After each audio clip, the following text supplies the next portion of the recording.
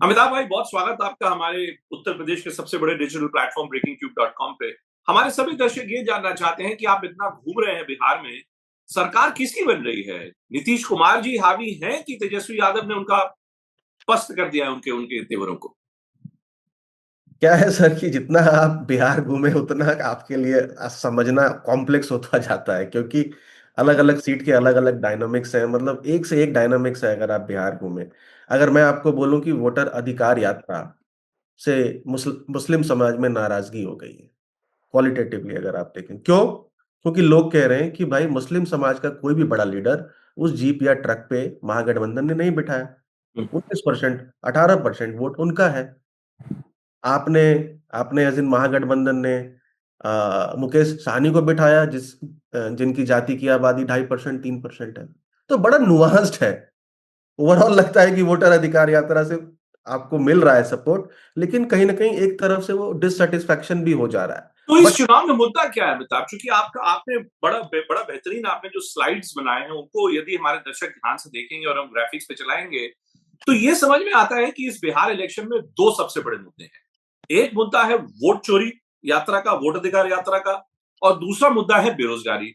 लेकिन मेरा अपने आप से एक काउंटर ये है अमिताभ जी कि भारत में ऐसा कौन सा चुनाव है जिसमें बेरोजगारी को लेकर या भ्रष्टाचार को लेकर हमेशा बहुत बड़ा बवाल नहीं होता? तो क्या बेरोजगारी, भ्रष्टाचार, सो कॉल्ड एंटी इनकम्बेंसी, क्या ये वाकई भारतीय भारतीय भारतीय स्टेट्स में क्या ये वाकई फैक्टर्स होते हैं, खास तौर से हिंदी हार्टलैंड स्टेट्स में जैसे बिहार है? नहीं, आपने सही कहा, क्योंकि ब्रेड एंड बटर इश्यूज है हर चुनाव में, ये मुद्दे रहते ही हैं। लेकिन ओवर आर्चिंग थीम इस चुनाव का कोई बेरोजगारी नहीं है। उसका कारण ये है कि जब बेरोजगार युवक वोट डालने जाता है तो वो इधर हिंदू मुस्लिम की तरह वोट डालता है बिहार यूपी में, या अपनी जाति के आधार पर वोट डालता है, तो वो मुद्दा कहीं ना कहीं पीछे छूट जाता है। तीसरी बात यह है कि क्योंकि आज भी जो बेरोजगार युवक है वो हम्म। अपने पेरेंट्स पे डिपेंडेंट है, उसके डे टू डे खर्चे के लिए, नीड्स के लिए। कहीं ना कहीं हाउस होल्ड भी, हेड ऑफ फैमिली भी उसके वोटिंग डिसीजन को डिटरमिन करता है। ये कोई बिहार कोई आपका अफ्लुएंट स्टेट लाइक महाराष्ट्र या दिल्ली या तमिलनाडु नहीं है जहां अपने विचार से लोग शायद वोट डाल पाए। ये भी एक मुद्दा है जो मुझे सुनने को मिला, कितना सही कितना गलत। तो लार्जली जो है ये दोनों के वोट ब्लॉक्स फिक्स्ड हैं। लगभग 7% अनडिसाइडेड है। ठीक है। अब यहां से चुनाव, कैंडिडेट सिलेक्शन, जातिगत समीकरण, हर एक सीट के ऊपर पीके किसको डैमेज करते हैं, प्रशांत किशोर, वो रहेगा।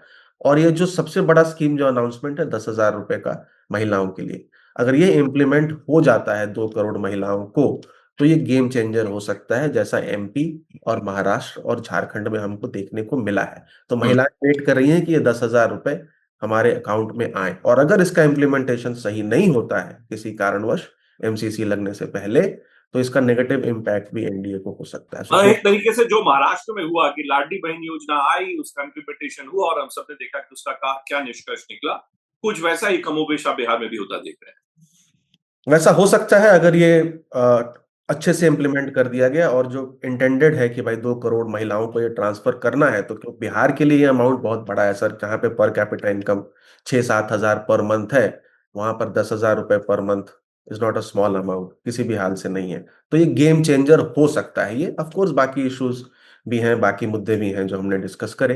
काफी क्लोज कॉन्टेस्ट है।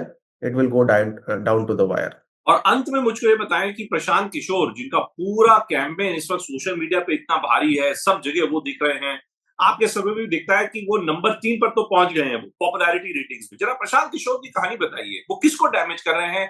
कौन सा वो सामाजिक वर्ग है जो उनको समर्थन देता दिख रहा देखिए, पहले जब हमने जुलाई में किया था तो अपर कास्ट और मुस्लिम्स का सपोर्ट उन्हें मिल रहा था, लेकिन इस बार मुस्लिम समाज का समर्थन कम मिला है इस सर्वे में। है?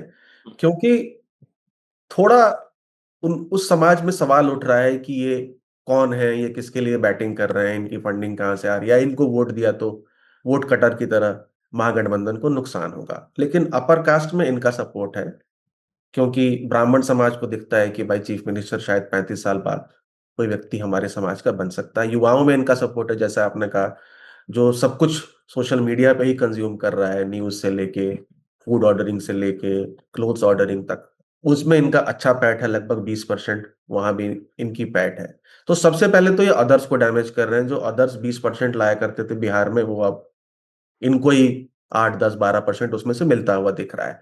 उसके बाद सीट बाय सीट ये किस जाति का कैंडिडेट उतारते हैं और किस गठबंधन को डैमेज करेंगे, ये तीनों दलों के जब कैंडिडेट अनाउंस हो जाएंगे तब पता चलेगा। जैसे मान लीजिए इमामगंज में बाईपोल्स में उन्होंने एक मुस्लिम कैंडिडेट खड़ा किया तो आरजेडी को डैमेज किया।